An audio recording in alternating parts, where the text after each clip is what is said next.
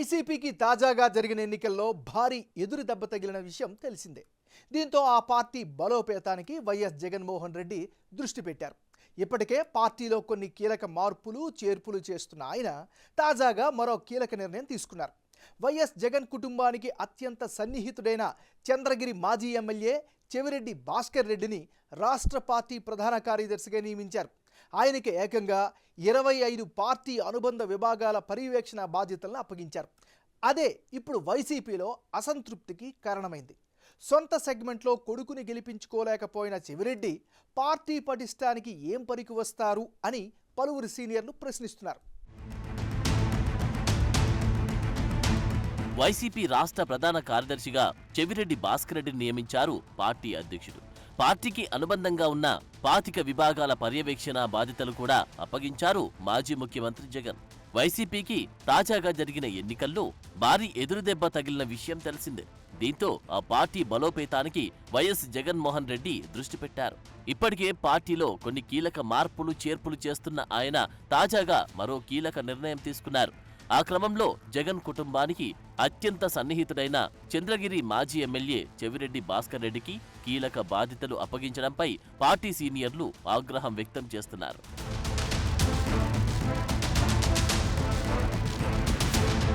Party ఓటమికి కారణమైన వారిలో చెవిరెడ్డి ఒకరు అని, అలాంటి వ్యక్తికి తిరిగి కీలక బాధ్యతలు అప్పగించడం పార్టీ సీనియర్లకు మింగుడుపాడడం లేదంట. ఎన్నికల సమయంలో సొంత సర్వేలు చేయించి అటు తెలంగాణలో కేసీఆర్, ఇటు ఏపీలో జగన్ని చెవిరెడ్డి భ్రమంలో ఉంచారన్న విమర్శలున్నాయి. అలాంటి వ్యక్తిపై జగన్ ఇంకా అంతలా నమ్మకం ఉంచడాన్ని సీనియర్ నాయకులు జీర్ణించుకోలేకపోతున్నారంట. అధికారంలో ఉన్నప్పుడు జగన్ సీనియర్ నాయకులను కాదని చెవిరెడ్డికి ప్రాధాన్యత ఇచ్చారు. మంత్రి పదవి ఇవ్వకపోయినా తుడా చైర్మన్ గా, ప్రభుత్వ విప్గా అవకాశాలిచ్చారు. ఆ పదవులను అడ్డం పెట్టుకుని మంత్రి కంటే ఎక్కువగా చెవిరెడ్డి చెలాయించారు. అంతేకాకుండా ప్రభుత్వంలోని పలు శాఖల నుంచి జీతాలు ఇప్పించి ఓ సర్వే టీంను కూడా అప్పట్లో చెవిరెడ్డి నడిపారు. ఏపీతో పాటు తెలంగాణలో కూడా సర్వేలు చేయిస్తున్నాను అని హడావిడి చేశారు. ముఖ్యంగా తిరుపతి, విజయవాడ, హైదరాబాద్లో కార్యాలయాలు ఏర్పాటు చేసి పెద్ద ఎత్తున టీమ్స్ రిక్రూట్ చేసుకుంటూ హడావిడి చేశారు. ఇక తిరుపతి జిల్లాలో తుడా చైర్మన్ హోదాలో టీటీడీ ఎక్స్ అఫీషియో సభ్యత్వం పొంది భూమనతో కలిసి పెత్తనం చేశారు. తన తర్వాత తుడా బాధ్యతలు కుమారుడికి అప్పగించారు. ఆ సమయంలో సైలెంట్ గా తుడా నిధులను దారి మళ్లించి తన నియోజకవర్గంలో పెద్ద ఎత్తున దుర్వినియోగం చేశారని, ముఖ్యంగా తుమ్మలగుంట చెరువు పేరుతో నిధుల దుర్వినియోగం చేశారన్న ఆరోపణలు వెల్లువెత్తాయి. సర్వేల పేరుతో జగన్మోహన్ రెడ్డిని తప్పుదారి పట్టించిన వారిలో చెవిరెడ్డి కూడా ఒకరని క్యాడర్ గట్టిగా నమ్ముతుంది. ఆయన సర్వేలు పార్టీని కుంభముంచాయని అంటున్నారు. ముఖ్యంగా చెవిరెడ్డి సర్వేలు తెలంగాణలో ఫెయిల్ అయినా జగన్ ఆయన్నే నమ్మడంతో ఏపీలో కూడా సర్వేల హడావిడితో చెవిరెడ్డి స్వయంగా జగన్ కాన్ఫిడెన్స్ లెవెల్ పెంచి పార్టీ కొంపముంచారన్న విమర్శలున్నాయి. ముఖ్యంగా చెవిరెడ్డి తన నియోజకవర్గంలో 2014 నుంచి తన సొంత సైన్యాన్ని ఏర్పాటు చేసుకుని ప్రతిసారి ఎన్నికల్లో వాడుకుంటూ వచ్చారు. అప్పట్లో ప్రతి 1000 ఓట్లకు ఒక అనధికార వాలంటీర్ను సొంత డబ్బుతో నియమించుకుని హడావిడి చేశారు.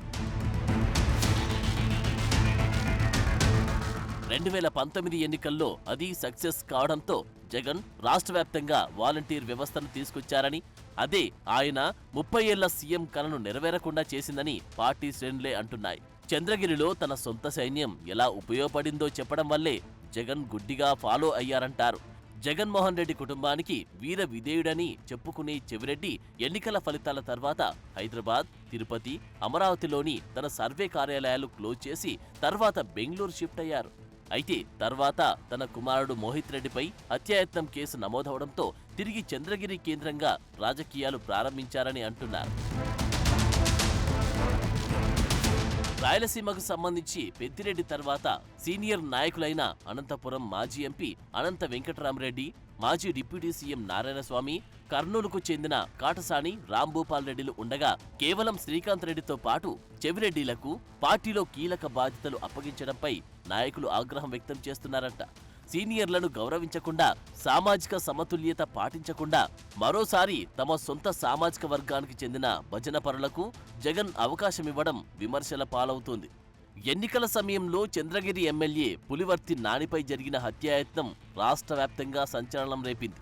వైసీపీ ఓటమికి ఆ ఘటన కూడా ఒక కారణమైంది. ఆ కేసులో నిందితుడిగా ఉన్న చెవిరెడ్డి మోహిత్ రెడ్డి మొన్నటి ఎన్నికల్లో అదే పులివర్తి నాని చేతిలో 44,000 ఓట్ల భారీ తేడాతో ఓడిపోయాడు. మరోవైపు ఒంగోలు ఎంపీగా పోటీ చేసిన చెవిరెడ్డి భాస్కర్ రెడ్డి ఎలాంటి ప్రభావం చూపలేకపోయారు. అలాంటాయన విధేయతకు జగన్ వీరతాడు వేయడంపై వైసీపీ నాయకులు బగ్గుమంటున్నారు.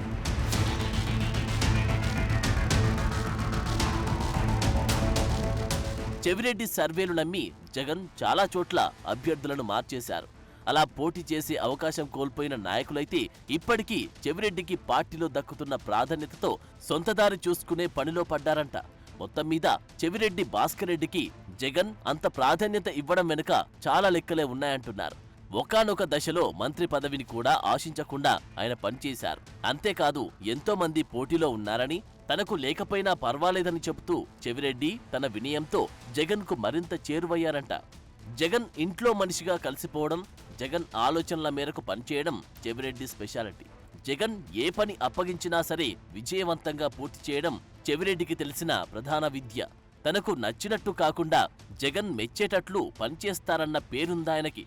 అదికాక మాస్ లీడర్లా కనిపించే చెవిరెడ్డి అనర్గళంగా ఇంగ్లీష్ మాట్లాడతారని, లా చదివి హైకోర్టులో కొన్నాళ్లు ప్రాక్టీస్ కూడా చేశారన్న విషయాలు చాలా మందికి తెలియదు.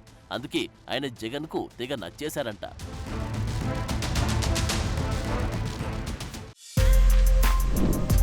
For more videos like this, subscribe Big TV channel.